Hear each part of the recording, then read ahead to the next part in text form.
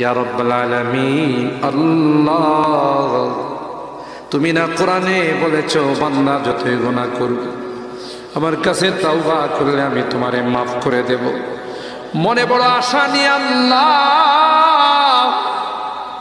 তোমার শাহী দরবারে ভিক্ষুকের মতো হাত বাড়াইলাম। তুমি যদি ক্ষমা না করো, কে আমাদেরকে ক্ষমা করবে? কে আমাদের মাফ করবে? ভিক্ষুকে একজনের কাছে ভিক্ষা না পেলে আরেকজনের কাছে পায়। এক দুয়ার থেকে বিতাড়িত হলে আরেক দুয়ারে যায়।